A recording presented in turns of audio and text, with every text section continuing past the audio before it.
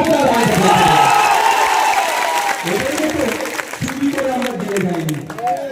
আমরা জেলে গেছিলাম বর্ধমান জেলে আছে, আমি বার হলে ভাইজান বলে লোক ভিড়ে ধরছিল। সে আমাকে সামলানোর জন্য ওই জেলার এসে বলেছে, ভাইয়া আপনি যখন বাইরে বার হবেন, সাহেব আপনি যখন বাইরে বার হবেন বললেন আজকে ওটা ফোর্স আপনার সাথে দেবো। মানে এত লোক এসে যাচ্ছিল ভিতরে।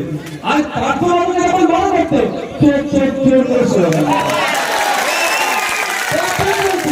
আপনারা যদি জেলে যান, আমি আপনারা বলছি সম্মান পাবেন জেলে গিয়েও।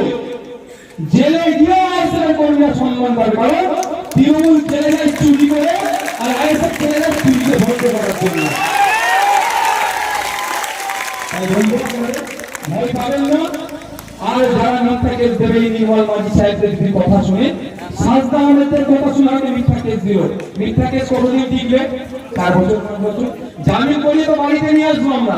আপনারা কি ভুলে যাবেন এই কেসটা চালাবো না? চালাবো কেস চালাবো। যে আমার নামে বদনাম করবে দিয়েছে, আমার নামে যদি মার্ডার কেস করে গুরুত্ব কি করতে হবে? আমার নামে এই কেস দিল, গুরুত্ব করতে হবে।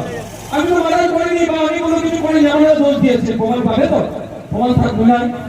আমি তো অনৈতিক কাজ করিনি, তাই কি করতে হবে? যারা আমাদের নামে মিথ্যা কেস দিতে, কেসটা 2-4 বছর পরে ডিসমিস হয়ে যাবে। আমার ভাইয়ের নামে মিথ্যা কেস দিয়েছে, আমি ভাইকে 22 বাড়ি করাবো কি দিয়ে, তারপরে কি ছেড়ে দেবো? সাজদা আহমেদ তখন তাদের পাশে থাকবে না, যে মানুষটা আমরা দেবো ট্রেনের ক্ষতি করে। আমি বারবার একটা কথা বলি, 100 বলছি, আইনকে হাতে তুলে নেবেন না, পুলিশ বন্ধুকে সহযোগিতা করবেন।